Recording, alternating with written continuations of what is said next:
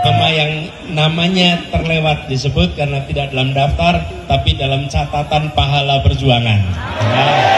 Menjaga semua ke Purwakarta ternyata sopan-sopan. Selain sopan, ternyata juga cantik dan tampan. Mari kita rapatkan barisan, karena Amin tak akan menang tanpa relawan.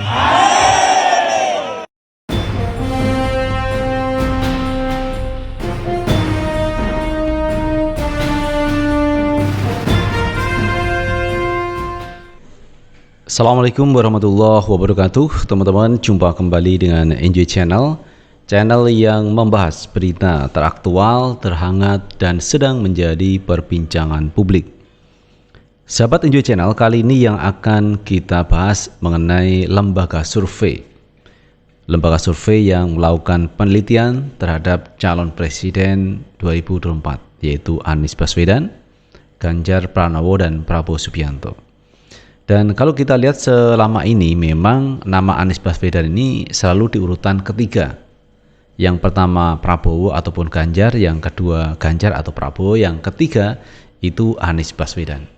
Dan saya pikir ini hal yang wajar, hal yang biasa kita lihat di dalam lembaga survei.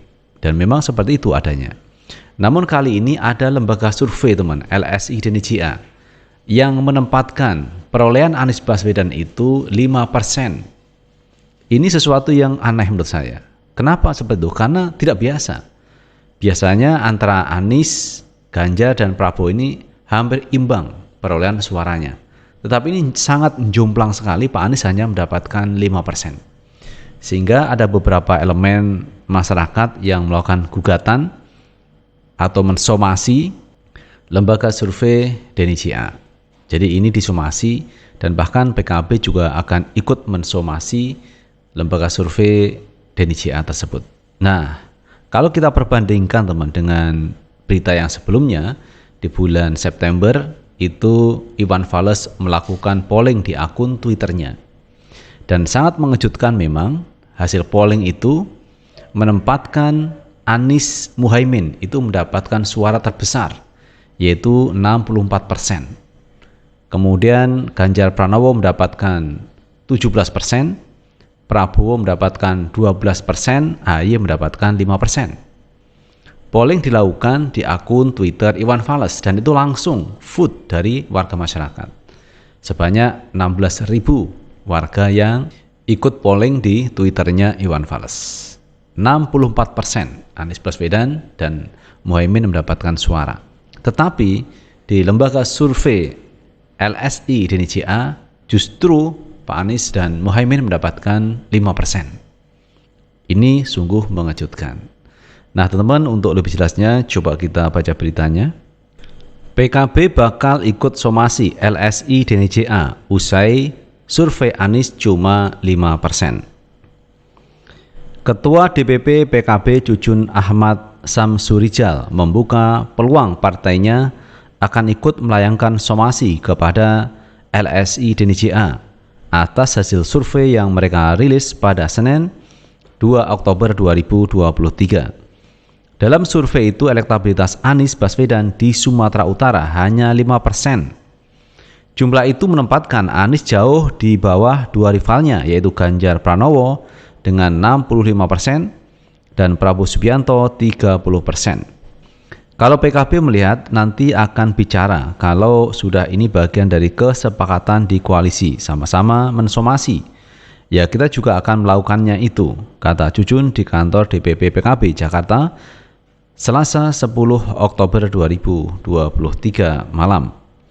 Jujun mengatakan nantinya tim hukum pasangan Anies Muhaimin Iskandar Amin akan berjalan untuk mengidentifikasi hal tersebut. Ia menyatakan akan melihat persoalan ini melalui kode etik dari organisasi yang menaungi para lembaga-lembaga survei. Bila rencana ini terjadi, Jujun mengaku akan membedah proses pengambilan sampel responden hingga cara penghitungan survei. Kita ingin bedah seperti apa pola sampling randomnya yang diambil, kemudian juga cara penghitungannya.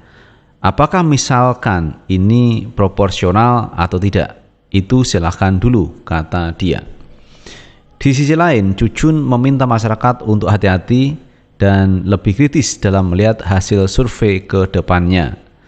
Baginya, hasil survei LSI dan IJA yang menempatkan Anies cuma mendapatkan 5%, ada indikasi melegitimasi kecurangan yang dilakukan pihak tertentu kepada pasangan Amin. Namun ia enggan merinci kelompok mana yang mengupayakan hal demikian. Jangan sampai keluar survei ini melegitimasi nanti apa langkah yang akan dilakukan. Maka saya imbau semua anak bangsa yang ada di kita ini negeri, tolong jangan sampai membuat sesuatu hal yang memframing semua mindset yang ada pikiran masyarakat di republik ini dengan survei-survei, kata dia. Sebelumnya, Badan Advokasi Hukum Bahu DPW Partai Nasdem Sumatera Utara melayangkan somasi kepada LSI dan IJA atas hasil survei yang mereka rilis pada Senin 2 Oktober 2023. Nah, itu teman yang menjadi keberatan dari tim Amin, karena Pak Anies ini ditempatkan urutan ketiga dengan perolehan 5%. Jadi ini sesuatu yang aneh teman, kenapa hanya 5%? Padahal di Sumatera Utara ini basisnya pasangan Anies Muhaimin Iskandar. Di sana banyak warga masyarakat yang mendukung Anies Muhaimin. Tetapi di survei tersebut hanya 5%. Yang tertinggi Ganjar, kemudian Prabowo, kemudian Anies Baswedan. Jadi angkanya tertaut jauh banget teman-teman. Ini yang menimbulkan kecurigaan. Dan ini kalau kita bandingkan dengan hasil polling yang dilakukan oleh Iwan Fals di akun Twitternya pada bulan September kemarin, justru Anies Muhaimin mendapatkan 64%. Tertinggi sekali teman, 64%. Sementara Ganjar mendapatkan 17%, kemudian Prabowo 20% dan AHY mendapatkan 5%. Nah, ini sangat realistis karena polling dilakukan sebanyak 16.000 orang dan itu langsung di pollingnya Iwan Fals.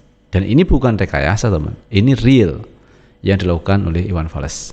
Jadi Anies Muhaimin mendapatkan 64% hasil polling yang dilakukan oleh Iwan Fals. Sementara LSI dan IJA ini Anies hanya mendapatkan 5%. Ini kok jauh banget teman-teman dengan hasil polling yang dilakukan oleh Iwan Fals. Maka dari itu pihak tim Anies Baswedan melakukan somasi yang dimulai dari Bahu tadi, dari advokasi sayap Partai Nasdem yang mensomasi LSI dan IJA. Bahkan PKB juga akan melakukan somasi yang sama, ingin membedah cara mereka melakukan survei dan perhitungannya seperti apa. Ini menarik teman, menarik terkait hasil survei dari LSI dan IJA yang ini menempatkan Ganjar pemenangnya, kemudian yang kedua Prabowo, dan ketiga Anies Baswedan yang hanya mendapatkan 5%. Itu hasil survei. Apakah kita yakin dan percaya hasil survei ini mendekati kebenaran? Karena yang dilakukan survei ini sekitar 1.600-an. Sementara kalau Iwan Fals ini 16.000 orang yang dilakukan polling. Jadi perbedaannya sangat jauh teman. Dan kedepannya memang warga masyarakat harus hati-hati melihat hasil survei atau hasil polling.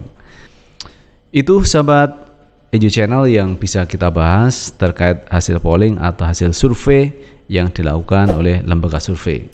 Ada pro kontra, hal yang wajar. Tapi kali ini serius teman, dari pihak Badan Advokasi Partai Nasdem melayangkan somasi kepada lembaga survei dan IJA. Kemudian nanti PKB juga akan melakukan hal yang sama, melakukan somasi. Lalu bagaimana menurut pendapat teman-teman semuanya? Tulis di kolom komentar, karena komentar teman-teman akan sangat bermanfaat untuk yang lain. Sukses selalu. Assalamualaikum warahmatullahi wabarakatuh.